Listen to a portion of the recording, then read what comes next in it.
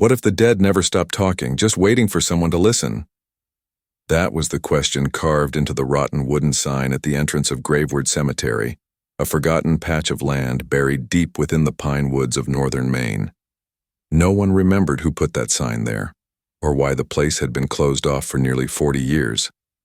But on a storm-bitten night in October, Evan Cole, a 31-year-old journalist chasing his next big story, found himself standing before that sign, rain sliding down his face, flashlight trembling in his hand. He didn't believe in ghosts. He believed in stories, especially ones that paid rent. The locals in the nearby town of Gray Hill spoke of Graveward in half-whispers, like a place that could overhear them. They said the ground moved there, that sometimes if you pressed your ear to the dirt, you could hear the voices of people who were never found. Evan had dismissed it as folklore, until he saw the file. A sheriff's folder marked Graveward Disappearances, 1983-1991. Inside, 19 missing persons, all vanished within a mile radius of the cemetery. And one photo that made his stomach twist, a picture of his mother, dated October 27, 1991. He'd never known much about her death. His father told him she died in a car crash. But the sheriff's note said, "Body never recovered." The rain turned to a slow drizzle as Evan stepped through the rusted iron gates. They moaned open like a warning sigh. Graveward wasn't just a cemetery. It was a graveyard swallowed by the forest. The tombstones were crooked and half-buried, the soil thick and dark as ink. The names were eaten by moss. The air carried the metallic scent of old rain and something else, like earth that had been disturbed too recently. His flashlight beam caught movement. A figure, no, a shadow, glided behind one of the larger monuments. "Hey, who's there?" No response, only the sound of dripping rain and the distant rumble of thunder. He tightened his grip on the flashlight and moved closer. The grave it illuminated was massive, an ancient stone crypt carved with Latin words, almost impossible to read under centuries of moss. But one line stood out clearly. "Here the listeners rest." He crouched, brushing dirt away from the base, revealing a small iron door locked with a chain. His pulse quickened. Maybe the crypt had a hidden entrance, something worth photographing. He pulled a small crowbar from his backpack and wedged it under the lock. One sharp crack later, the chain fell loose. The door creaked open an inch, and a wave of air colder than ice rushed out, carrying a sound that didn't belong in this world. A whisper. Soft, urgent, layered, like hundreds of people speaking at once, their words tangled and desperate. Evan froze. He stepped back, shining his light inside the darkness of the crypt. It revealed stairs, spiraling down into the earth. Every rational part of him screamed to leave, but the journalist in him whispered, "If your mother disappeared here, this is where the truth is buried." He took a deep breath, switched his flashlight to full power, and descended. The air thickened as he went lower. The smell of wet stone and decay clung to his throat. When he finally reached the bottom, his beam revealed a chamber lined with coffins, not wood, but iron. Each one engraved with names scratched out so violently they were unreadable. In the center stood a single open coffin, and beside it an old phonograph. The needle arm hovered over a spinning record, though no one was near it. It was playing something faint, a woman's voice, crackling through static. "They told us to listen, but the ground never stopped talking." Evan's flashlight flickered. He stepped closer, heart pounding. The voice continued. "And now, it wants new listeners." He reached toward the record player, and the coffin beside it shuddered. Dust exploded from its seams as the lid trembled, lifting half an inch. Something was inside, moving. Evan stumbled backward, slamming into another coffin. The phonograph's voice warped, rising into a shriek of static. Then, silence. A heavy click echoed behind him. The iron door at the top of the stairs had closed on its own. He sprinted to the staircase, slamming his shoulder against the door. It didn't budge. His flashlight went out. He was swallowed by darkness. For several seconds he heard nothing, then faint scratching. It came from all around him, from the walls, from the coffins. Then a whisper, right by his ear. "Evan." He froze. That voice, soft, trembling, he knew it. It was his mother's. "You shouldn't have come here." He spun around wildly, lightless, trembling. "Mom? Where are you?" "You can't save me," she whispered. "You can only replace me." The ground beneath him trembled. He stumbled back, and his foot sank into soft earth. The floor was collapsing. With a roar of cracking stone, the chamber gave way. Evan screamed as the ground swallowed him whole, pulling him into the black pit below. The last thing he heard before he blacked out was the whispering chorus, hundreds of voices, all merging into one haunting phrase. "Welcome to Graveward." Darkness didn't just surround Evan, it consumed him. He wasn't falling through air, but through something thicker, heavier, like water mixed with soil. It clung to his skin and filled his mouth with the taste of rust and decay. His scream was swallowed whole by the earth. Then, suddenly, he hit something hard. The impact knocked the breath from his lungs. He lay still for a moment, trying to understand where he was, his mind spinning between panic and disbelief. When he finally reached for his flashlight, his fingers brushed mud and bone. He switched it on. The beam stuttered weakly, struggling against the gloom. What it revealed made his stomach twist. He was lying on a floor made of skulls, hundreds of them fused together with hardened mud and roots, their hollow eyes staring in every direction. Between them, long, thin roots writhed like veins pulsing beneath the surface, as if the entire place were alive. His light flickered again, and for a second he swore the skulls were breathing. He staggered to his feet, every sound echoing like it was swallowed and repeated somewhere deeper below. His flashlight cut across the vast underground chamber. Its walls were carved with human shapes, outlines pressed into the rock as though bodies had been trapped there long ago, their faces frozen mid-scream. A faint dripping echoed. Water, or something thicker, dripped down from the ceiling, leaving black trails across the wall carvings. And then he noticed something else. Footprints, fresh ones, leading away from where he'd landed, into a narrow tunnel that curved out of sight. His breath caught. "Someone's here," he whispered to himself, though the word someone felt dangerously hopeful. He followed the prints. The tunnel walls closed in tighter the further he went, forcing him to crouch. The air grew colder, and that whispering sound returned, not around him but through the walls like the stone itself carried voices. "Listen, listen, listen." The voices weren't random. They spoke in rhythm, like a chant. The further he went, the louder it grew until he reached a narrow archway glowing faintly red. Beyond it lay a massive chamber, dimly lit by hundreds of candles stuck into the cracks of stone. The walls were covered with strange markings, circles, lines, and names written in ash, and in the center of the room stood a woman, barefoot, wearing a tattered hospital gown, her long black hair veiling her face. Evan froze. The woman was humming, a slow, broken lullaby that echoed across the chamber. Her hands trembled as she traced her fingers across the names on the wall, whispering each one like a prayer. Evan took a cautious step forward. "Hey, are you okay?" The woman stopped humming. Her head tilted slightly, just enough for him to see part of her face through the hair, pale skin, lips cracked and dry, eyes glassy and wet like she'd been crying for years. "You shouldn't speak down here," she said softly. Her voice shook. "They hear everything."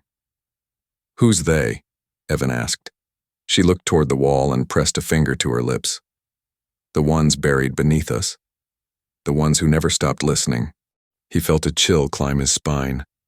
"What is this place?" "This is the chamber of the unheard," she whispered, "where those who listen too long are kept." She turned to face him fully now. Evan gasped. He recognized her face, not from memory, but from a photograph, the missing persons file. Her name was Lydia Merrick, vanished from Grey Hill in 1986. "You're alive," Evan breathed. Her eyes darted to the ground. No, not anymore. Before he could question her, a deep rumbling groan echoed through the tunnels. The candles flickered violently. The walls trembled. Lydia's expression darkened with fear. "They're waking," she whispered. "You shouldn't have come here." "What's waking?" "The listeners." The whispering around them turned into a chorus. It wasn't human anymore. It came from below, layered with growls, breaths, and something that sounded like bones grinding together.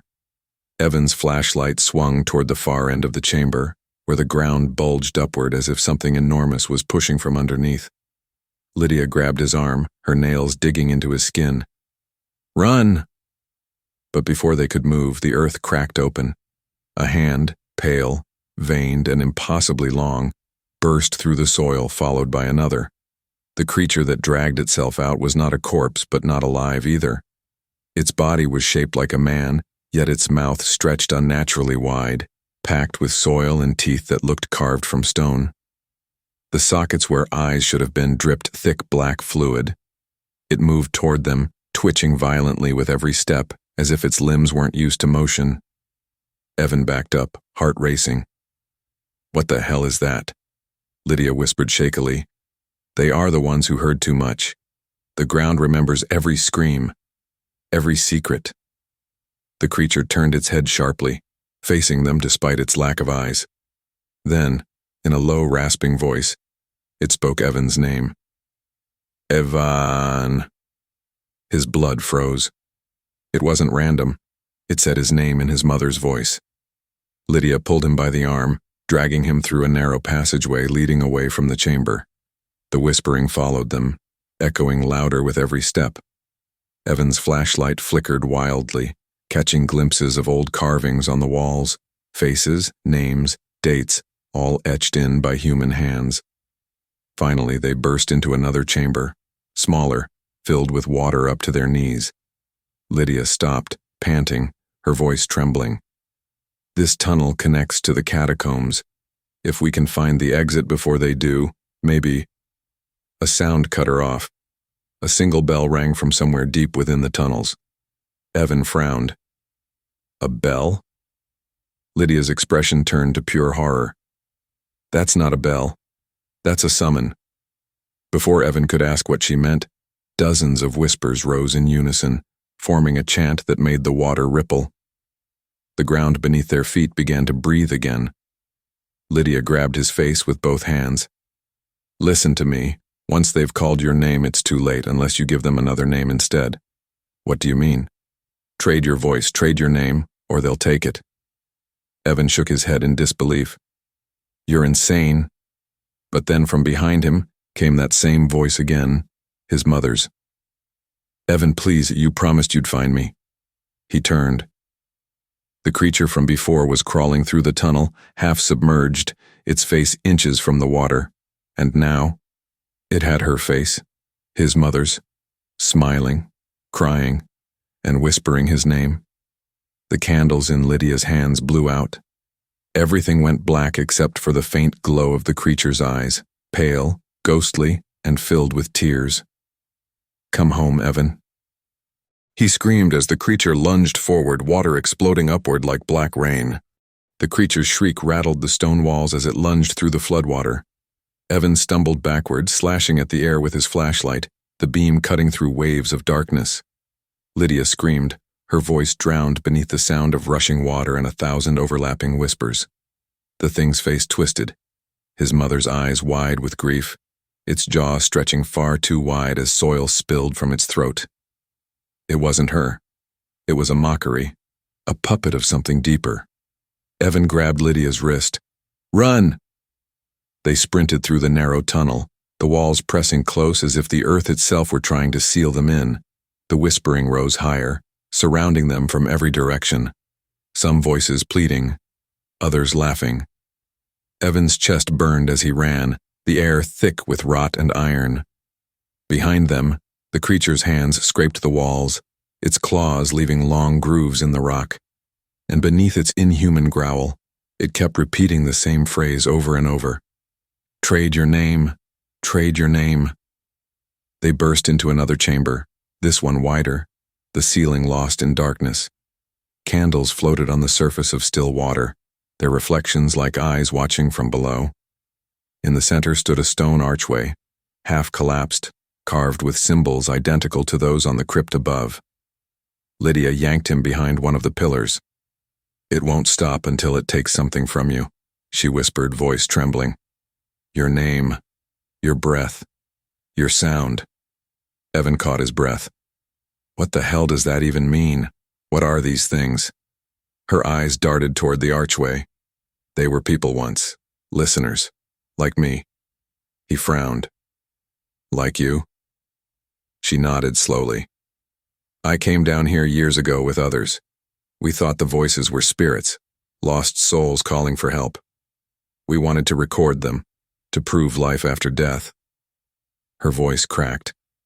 "But the ground doesn't hold spirits, it feeds on them." The candles flickered, as if the chamber itself was reacting to her words. Evan whispered, "Feeds on them?" Lydia's eyes met his.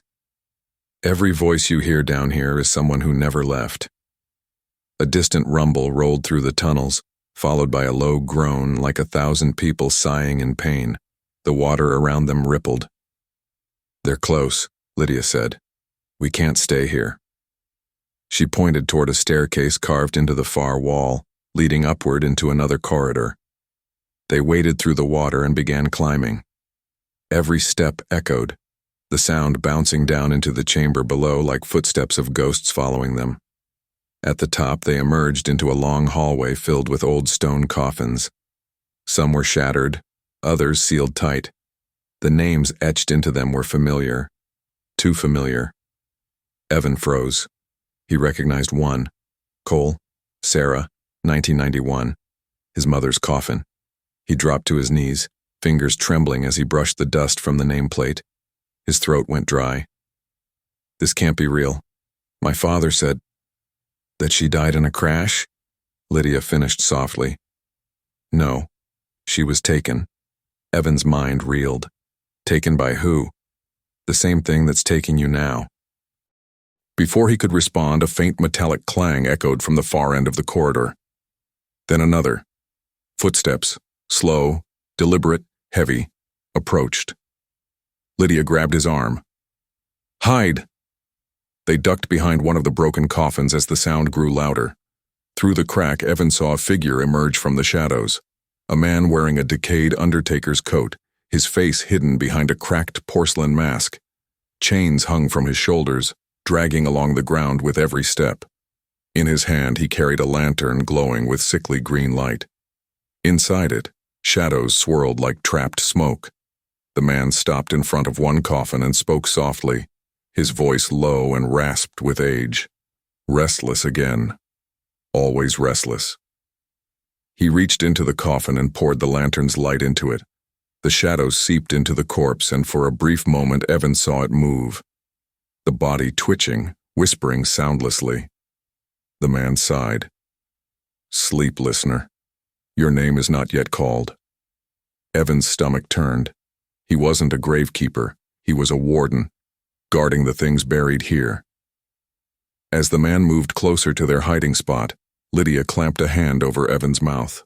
The lantern's glow slid across the stone, then across their faces. The masked man stopped. He tilted his head, sniffing the air. "Fresh sound," he murmured. "Someone still breathing." Evan's heart hammered so loudly he was sure it would give them away. The man crouched, the lantern dangling inches from the ground, the green light creeping toward them.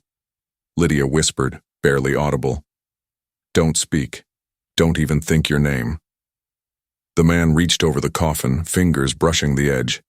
And then from somewhere deeper in the tunnels, the bell rang again. He paused, straightened, and turned toward the sound. "Another called," he said, almost with reverence. Then he walked away, his chains dragging into the darkness. Only when the sound faded did Lydia release her hand from Evan's mouth.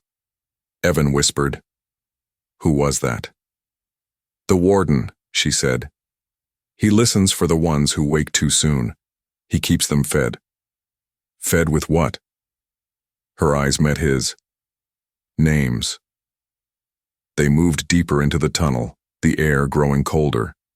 The whispering followed them like an echo of their own breath. The walls began to change, no longer stone but flesh-like, pulsing faintly, as if the earth itself had veins.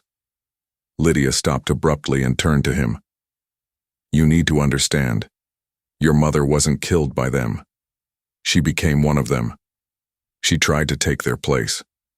Evan blinked. What do you mean? She offered her name to save someone else. Lydia's voice broke. That's why they took her. She became one of the first listeners, the ones buried beneath the chamber. The realization hit him like a wave of cold air. His mother hadn't been a victim. She'd been a sacrifice.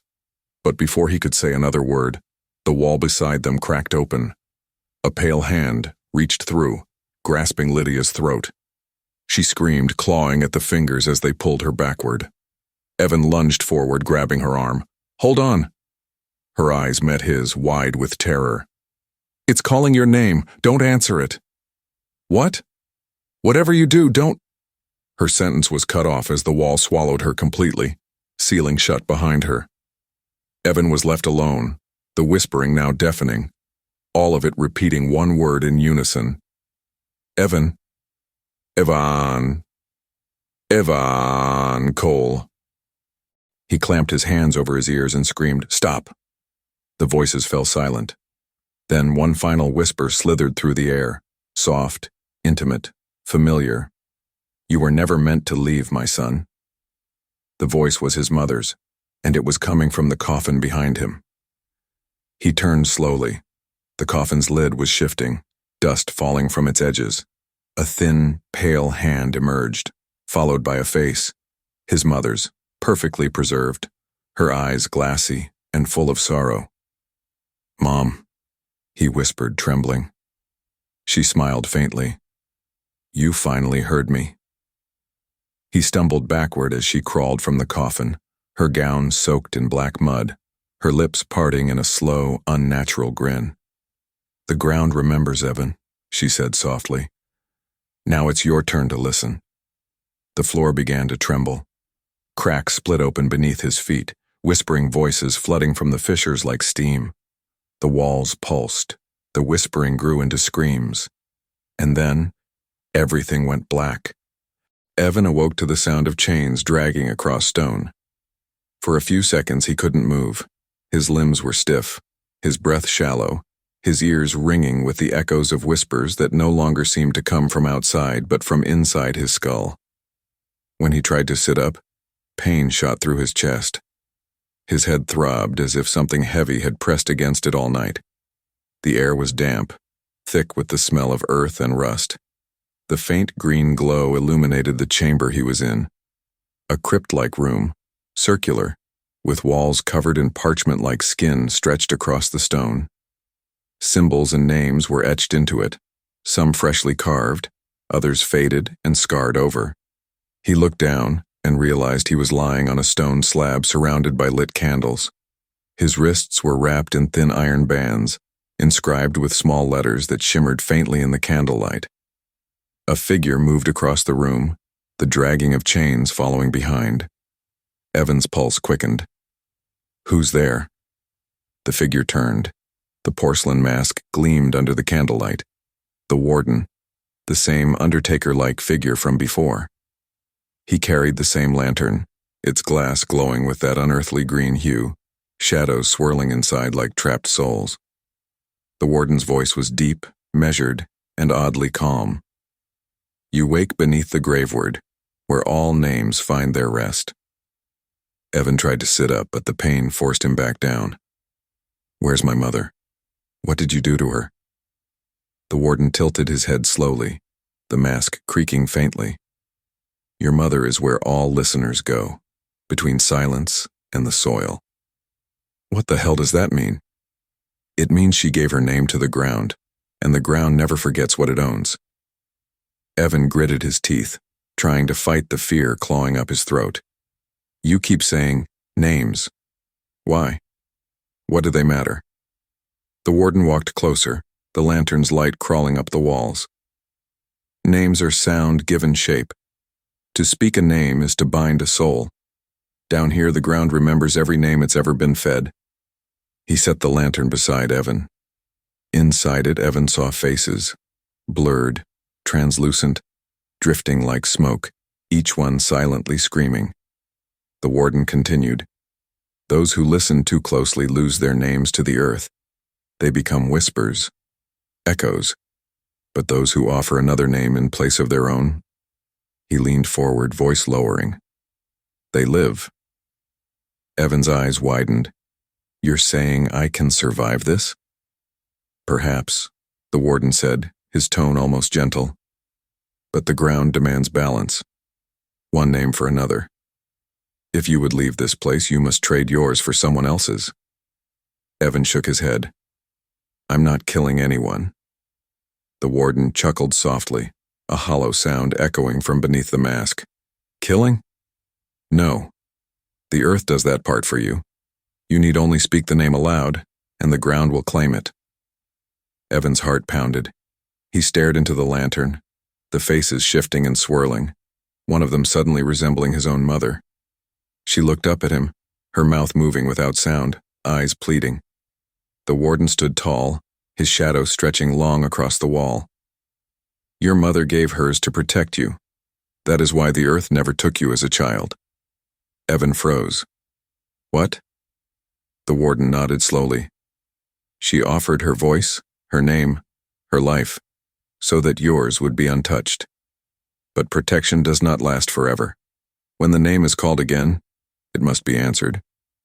He reached down and touched the iron band around Evan's wrist. The ground has called you, Evan Cole. It will not stop until it is fed again. The chains clinked softly as the warden turned toward a nearby door, an arched gate carved into bone and wood.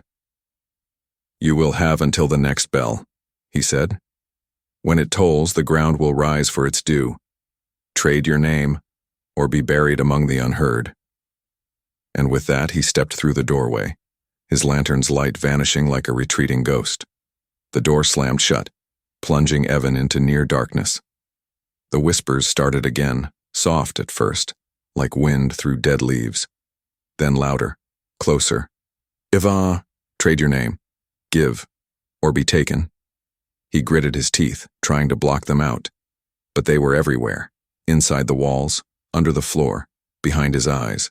He stumbled off the slab, the iron cuffs breaking loose with a metallic crack. He needed to get out. He stumbled toward the door and pushed. It didn't move. He tried again, harder. Nothing. The air grew colder. The candles around the room began to extinguish one by one, as if unseen fingers were snuffing them out. And then, from the shadows, came a faint light. White, flickering. Lydia. She stood in the doorway opposite him, drenched in mud, her gown torn, her face pale and streaked with tears. Her eyes looked hollow, distant. Lydia, he gasped. She didn't answer at first, just stepped closer, her expression unreadable. You shouldn't still be here, she said finally. Once the warden marks you, there's no leaving. He said I can trade my name, give another instead. Lydia's voice cracked. That's what they tell you. But every trade just feeds the ground more. That's how it spreads. He frowned. Spreads? She nodded, trembling. Graveward isn't just a place. It's a hunger. Every time someone trades a name, it grows stronger. Every whisper above ground, every rumor of ghosts. It's all the ground reaching out. Evan felt a chill run through his veins. Then why help me? Lydia's lips trembled. Because I remember what it's like to have a name. The chamber quaked suddenly, dust raining from the ceiling. A low rumble rolled through the ground like thunder buried beneath stone. Lydia looked around frantically. It's waking again, the bell's about to ring. She reached into her sleeve and pulled out a small shard of glass, etched with faint symbols. If you want to live, don't trade your name. Bury it. Hide it where it can't hear you. What? Say it backwards. Speak it once, then cover it in soil. That's the only way to blind the ground's call. Evan's mind raced. Will that really work? Her eyes met his, desperate and uncertain. It's the only thing that ever has. The rumbling grew louder. The air shimmered with unseen movement. From somewhere far above, the bell began to toll. 1, 2, 3. The walls rippled and the whispers turned into screams. Faces began to form in the stone. Men, women, children, all mouthing words in unison. "Evan Cole!" Lydia shoved him toward the slab. "Do it now! Say it backwards!" Evan hesitated, panic flooding his chest. He knelt and pressed his hands to the cold earth. I don't even know if—" The voices roared, the ground splitting open beneath his knees. Hands, thin, bony, clawing, reached up from below, grasping at his legs. "Do it!" Lydia screamed. Evan squeezed his eyes shut and whispered, "Navy lock! Navy lock!" The air went still. The whispers stopped. The ground froze in place, the hands turning to stone around his ankles before crumbling into dust. He opened his eyes. Lydia stared at him in disbelief. "It worked?" she whispered. "You buried your name." Evan stood shakily, heart pounding. Now what? Before she could answer, a deep, cold voice filled the chamber, coming from everywhere at once.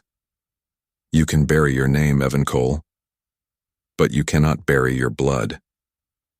The candles went out, and from the far end of the room, the warden's lantern flickered to life again, its glow now blood red. The air that night hung like a shroud, damp, heavy, and filled with the smell of earth that had been disturbed too many times. The wind whispered low moans through the hollow gaps in the gravestones, almost as if the ground itself was breathing.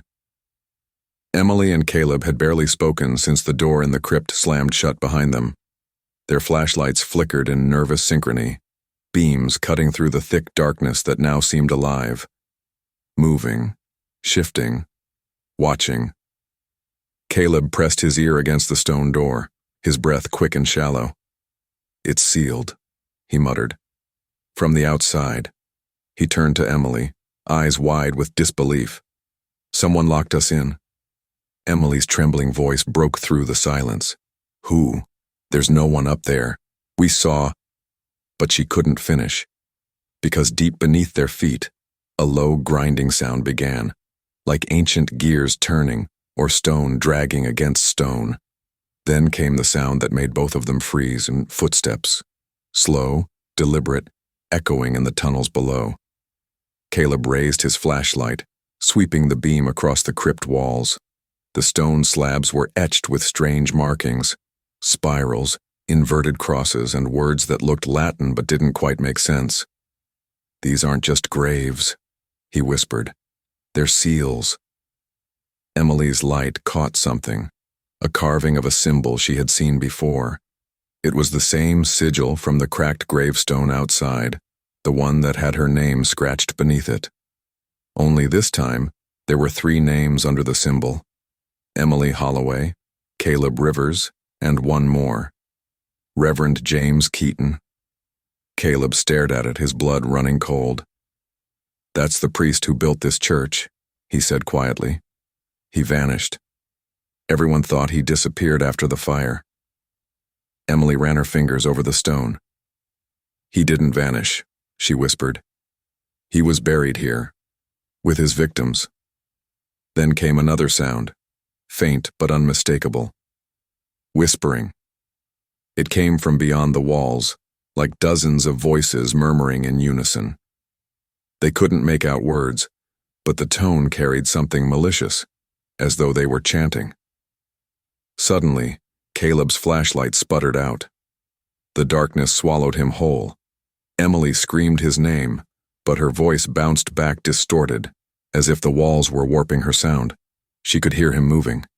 Heavy footsteps, quick, panicked. Then silence. "Caleb," she whispered. No answer. Only the whispers. Closer now. She tried her phone, but there was no signal, only static. Yet within that static, she swore she heard a voice, faint and broken like a transmission through time. "Don't open the stone door. It's not meant to be opened again." Her heart pounded in her ears. She spun around, pointing her flashlight toward the stairs leading down. The stone steps twisted into darkness. At the base, she thought she saw movement, a shape, slouched, crawling slowly upward. The beam trembled in her hand as the figure emerged into view. It was Caleb, but his face was pale, his lips moving without sound, eyes glazed with terror. "Run," he mouthed. Before Emily could respond, something dragged him backward into the dark with inhuman force. His scream was swallowed by the earth. Emily stumbled back against the wall, gasping, tears streaming down her face. Her mind screamed to run, but her body refused to move. Then she heard something breathing right behind her. She turned and saw the figure of a man standing at the far end of the crypt. He was dressed in a tattered priest's robe, his face hidden beneath a hood. In one hand, he held an ancient lantern that glowed with a sickly, greenish flame. "Who are you?" Emily cried, her voice breaking. The figure lifted his head slowly. His skin was pale and cracked, his eyes black voids. When he spoke, his voice sounded like 1,000 whispers layered over each other. "I am the keeper of the bound," he said, "and you have broken the seal." Emily backed away, her flashlight shaking. "I didn't mean to. I just came to see the grave that bears your name," he interrupted, taking a step forward. "You were summoned, Emily Holloway, chosen by the soil of this cursed ground." She shook her head violently. "No, I was just curious. I wanted to understand what happened here." He smiled, a hollow, corpse-like stretch of lips. "Then you shall understand. Everything." With a sudden motion, he raised his lantern high, and the crypt walls began to move. Stone slabs shifted aside, revealing alcoves filled with desiccated corpses, their empty eyes glimmering faintly in the lantern light. One by one, they began to stir. Emily screamed and ran for the staircase, but the stone door above remained sealed. The whispers grew louder, morphing into anguished wails. She could feel hands brushing against her ankles, cold and bony, pulling at her as if the dead wanted her among them. "Please, somebody help me," she cried. And then, silence. The hands retreated. The wailing stopped. The only sound was the flicker of the lantern. When she turned around, the priest was gone. Only his lantern remained on the floor, its strange green flame still burning. Against all sense, she picked it up. Immediately, a vision struck her. A flash of fire and screams. The old church above ground engulfed in flames, the priest standing at the altar chanting as the roof caved in, and beneath it all, a pit. A bottomless pit filled with moving shadows, reaching upward as the earth consumed them. She dropped the lantern, gasping. What was that?" The green flame didn't go out. Instead, it began to spread across the stone floor like liquid light, tracing ancient patterns and symbols, a ritual circle. In the center of that circle, the stone slab with the names began to crack open. A faint hand, skeletal, wrapped in rotting cloth, emerged, gripping the edge. Emily screamed as the slab split in half and something began to climb out. Not quite human, not quite spirit. Its body shimmered between flesh and dust, its eyes hollow voids. And then she realized the horrible truth. The third name, Reverend James Keaton, had been scratched over, replaced by another word now glowing faintly in the green light. Returned. The creature spoke with 1,000 voices, men, women, children, all at once. "You opened the graveward, Emily. Now the bound shall walk again." The air grew colder, the walls started trembling, and the ceiling began to crack. She ran toward the stairs, pounding on the stone door with everything she had. Dust fell from the ceiling as she screamed, "Please, let me out." Then, just when she thought she'd die there, a faint click echoed through the chamber. The stone door slowly began to open. Light spilled in from above, moonlight, silvery and calm. Emily didn't think twice. She ran up the steps, tripping and scraping her hands, not daring to look back. When she reached the surface, she collapsed beside the cracked gravestone, gasping, shaking, covered in dirt. But when she looked around, her breath froze. The cemetery wasn't the same. The trees were gone. The church was a smoldering ruin, half buried in ash. The air smelled like smoke and decay. And the gravestone before her now had only two names left: Emily Holloway, Caleb Rivers. The third name had vanished completely. She turned to the horizon, where she saw dozens of faint green lights moving among the graves. One by one, the stones were shifting, cracking open. She whispered, trembling, "Dear God, what did I do?" And from somewhere deep below, in a voice that echoed across the night, she heard the priest whisper, "You finished what I started." The night was no longer silent. It breathed. It pulsed. It moved. Emily stood frozen at the heart of the ruined cemetery, as the earth around her began to shudder with slow, rhythmic tremors, as though the ground itself had a heartbeat. The gravestones, once still and weathered, now groaned under unseen pressure. Cracks spiderwebbed across their surfaces, glowing faintly with the same sickly green hue she had seen inside the crypt. Each tremor grew stronger. The soil split open, releasing plumes of dark mist that slithered across the grass like smoke from a dying fire. And then, from beneath the ground, came the sound she would never forget: the soft scrape of nails on wood. Hundreds of them. Emily's breath hitched. Her flashlight barely pierced the gloom, its trembling beam catching glimpses of skeletal fingers clawing upward from the dirt. The mist coiled around her ankles like cold water, and with every heartbeat, more graves opened. The cemetery had become a breathing thing, alive, ancient, angry. Her instincts screamed to run, but where? The church was a ruin, the forest was gone, and even the road she came from had vanished, swallowed by the mist. Only the flickering moonlight illuminated the strange landscape, familiar yet wrong, like she had stepped into another version of the world, one buried beneath her own. She stumbled backward, gasping for air, when she heard a voice behind her. "Emily!" She spun around. Caleb was standing there, pale, bloodless, eyes clouded like fogged glass. He smiled faintly, a broken, eerie smile. "You left me," he whispered. "Caleb." Her voice cracked. How are you here? You were..." He took a step closer. "I was," he said softly. "And so were they." He gestured around at the awakening graves. "You brought us back, Emily. The Graveward was sealed for a reason." She shook her head violently. "No, I didn't mean to. I was trying to escape." He cut her off, his tone shifting, deepening. "You can't escape what's already inside you." Her stomach twisted. "What are you talking about?" Caleb's head tilted unnaturally, bones cracking beneath his skin. His voice changed, layered, distorted. "The names on the stone weren't a curse, Emily.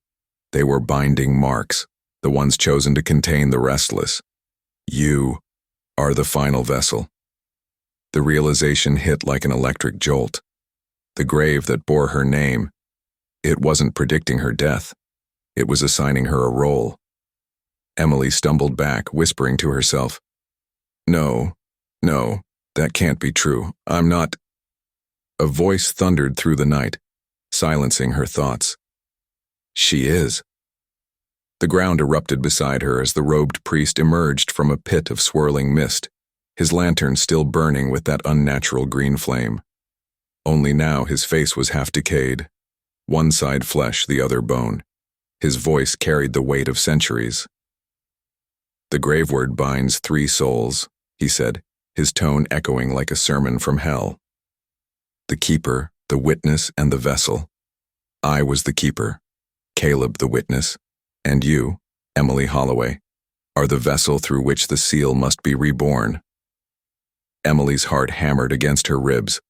"I won't be your sacrifice," she screamed. The priest raised his hand, and the air grew thick, suffocating. "You misunderstand," he said, stepping closer. "You are not a sacrifice. You are the gate." Suddenly pain shot through her chest like lightning. She fell to her knees, clutching herself as symbols began burning beneath her skin, the same ones carved on the crypt walls. The air filled with whispers, thousands of voices calling her name, pulling her consciousness toward something vast, ancient, and dark. Caleb knelt beside her, his expression mournful. "I tried to stop it," he whispered, "back then in the fire, but he made me the witness." Emily's vision blurred as she screamed through the pain. What happens now?" The priest answered for him.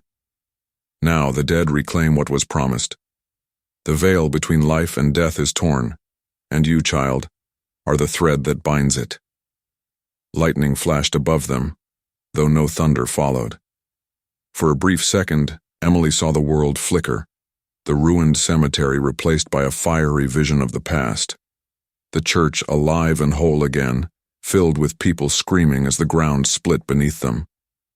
Reverend Keaton stood at the altar, chanting verses from a blackened book as the congregation burned. It wasn't a church. It was a ritual site. The Graveward was never built to honor the dead. It was built to contain them. The vision faded, leaving Emily trembling and sobbing in the cold wind. "You killed them all," she whispered, her voice filled with horror. "You buried them alive." The priest's expression didn't change. They were chosen to guard the boundary. Their souls keep the void from consuming your world, but the seal weakens, because the vessel resists. "I'm not part of this," she cried, trying to crawl away. The ground beneath her pulsed like flesh. "You were born to it," the priest said, voice rising. "The blood of the first keeper runs in your veins. You think it was curiosity that brought you here? No, Emily, it was inheritance." Her mind reeled. "My family?" "Your great-grandmother was the last vessel," he said. "But she failed to renew the seal when the church burned. You are her line's last echo. You are what the Graveward has waited for." The priest's lantern flared brighter, blinding her. A column of green flame spiraled upward, illuminating the dead now standing among their graves, hundreds of hollow, ghost-like figures, staring at her in silent expectation. Their eyes glowed faintly, not with malice, but with sorrow. "They don't want to harm you," the priest said softly. "They want to rest, but they cannot until you complete the rite." Caleb stepped closer, his expression torn. "If you resist, Emily, they'll never stop rising. The world above will drown in their hunger." Emily's eyes filled with tears. "You're asking me to die?" The priest's hollow gaze met hers. "To endure. The vessel does not die. She becomes the seal itself." She looked around, at the restless dead, at Caleb's empty eyes, at the smoldering ruin of the church where this nightmare began. Then she took a shaky breath. "And if I refuse?" The priest's smile was sorrowful. "Then the Graveward falls, and the dead walk again." The wind roared through the cemetery as though the world itself was holding its breath. Emily's flashlight died completely, plunging everything into that ghostly green light. Her heartbeat slowed, echoing in her ears like a drum. She closed her eyes and whispered, "If this is my fate, then I'll end it on my terms." The priest tilted his head. "Meaning?" She opened her eyes, their reflection glowing faintly in the lantern's flame. "You said I'm the gate, but you never said which way it opens." Before he could react, she snatched the lantern from his grasp and smashed it against the ground. The green flame erupted, spilling across the soil like liquid fire. The priest screamed as the light consumed him, his body fracturing into dust. But the moment the lantern shattered, the world changed. The flame didn't vanish. It spread across every grave, every corpse, every name carved in stone. Caleb screamed her name, but she couldn't hear him anymore. The fire engulfed everything, sky, earth, stone, until the world became a roaring inferno of light and sound. And in that burning silence, Emily heard the voices again, only this time they were calm, grateful. "Thank you, vessel.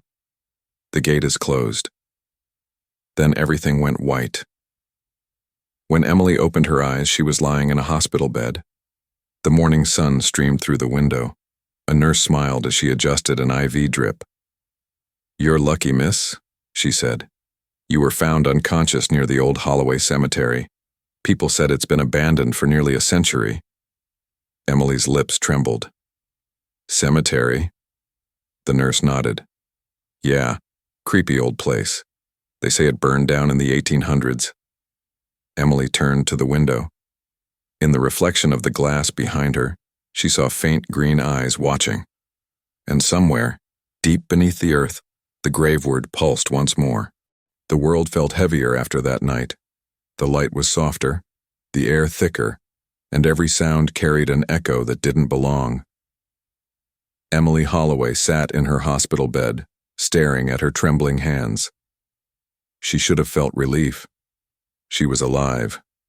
Or at least, she thought she was. But something deep within her whispered otherwise.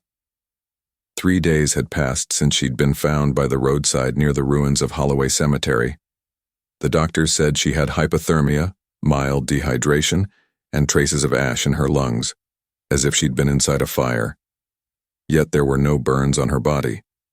Only one strange mark remained. The faint outline of the same sigil carved on the gravestone, now burned into the skin over her heart like an invisible brand that sometimes glowed faintly in the dark. Her doctors brushed it off as a hallucination, trauma-induced imagination. But Emily knew better.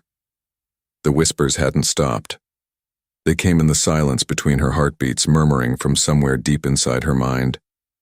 Sometimes she heard Caleb's voice, sometimes the priest's, and sometimes something else entirely.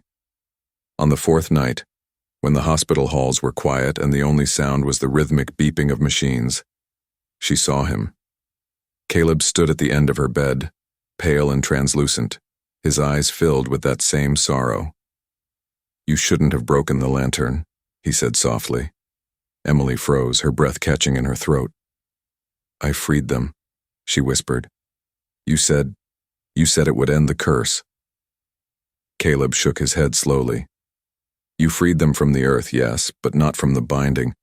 The graveward isn't a place, Emily, it's a balance.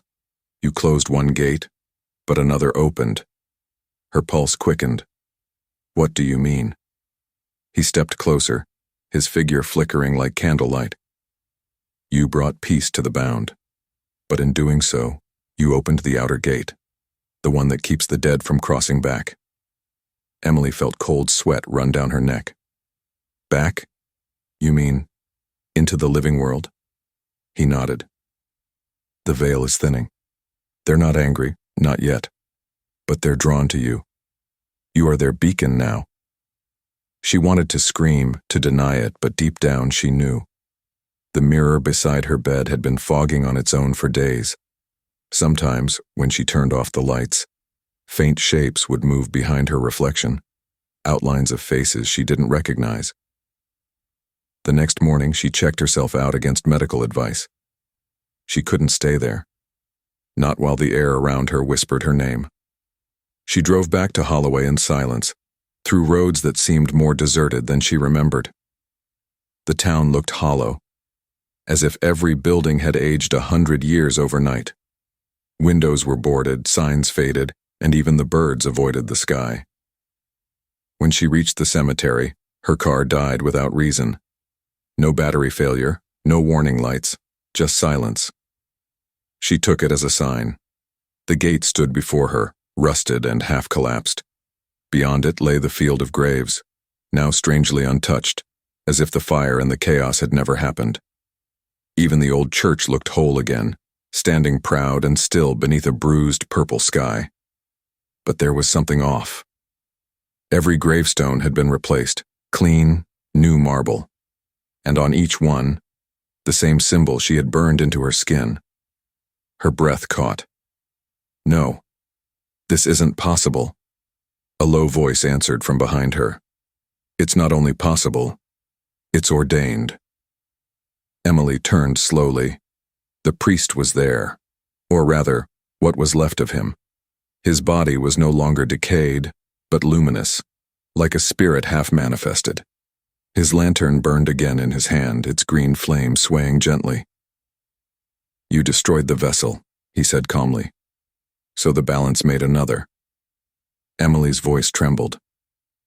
"Me?" He nodded. "You carry the Graveward now. The dead whisper through you, feed through you, wait through you. And soon, they will demand passage." She clenched her fists. "I won't let them out." He tilted his head. "You misunderstand again. They don't want out. They want you with them. The vessel must return to the soil to seal the gate once more." Emily took a step back. "You're lying. You want me dead."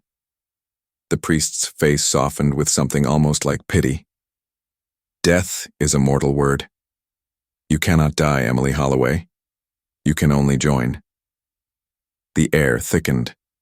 Around her, the mist began to rise again, swirling with faint silhouettes. Dozens, then hundreds, men, women, children, their translucent faces shimmering in the eerie light. Caleb stood among them, his eyes pleading. "Don't fight it," he whispered. "It's the only way to end this." Emily's voice broke. "There has to be another way." "There isn't," the priest said, his tone echoing through the still air. "The Graveward demands renewal every century. The seal weakens, the vessel returns, and the bound are calmed. That is the law written in blood and dust." She fell to her knees, trembling. "Why me? Why my family?" "Because your line was chosen when the first gate opened," he said. "You carry the blood of the keeper. It is your burden and your curse." Tears streaked her face as the spirits began to close in. Their whispers grew louder, not angry, not vengeful, but pleading. "Rest, rest, rest." The priest extended his hand. "Come, child. The soil remembers your name. Let it end in peace." Emily looked around at the sea of pale faces. For a moment she saw something beautiful. The sorrow in their eyes, the longing for silence, for release. She thought of the centuries they had waited beneath the earth, forgotten, chained by ritual. And she realized, maybe this wasn't death. Maybe this was mercy. She stood slowly, her body shaking. The wind died. The world fell completely silent. "Will it stop?" she whispered. "If I go?" The priest nodded. "For another 100 years." Emily closed her eyes. "Then let it be enough." She took his hand. His skin was cold. Not corpse cold, but the kind of cold that feels eternal. Endless. The lantern flared between them, and for a split second, she felt her heart stop. Her body dissolved into light, her pain, her fear, her memories, all unraveling into something vast and infinite. The spirits bowed their heads. The mist sank back into the soil. The graves grew still once more. And when the light faded, Emily Holloway was gone. Only the lantern remained, burning quietly in the grass, its green flame soft and steady. Months later, the cemetery became quiet again. The fires, the tremors, the strange stories, all forgotten. The church was restored as a historical site, attracting the curious and the faithful alike. One afternoon, a young woman wandered among the graves, tracing her fingers along the carved stones. She stopped at a new one, plain, marble white, with a simple inscription, Emily Holloway, 1996 to 2024. She kept the gate. The woman smiled faintly and turned to leave, but as she did, the faint glow of green flickered beneath the inscription, almost imperceptible.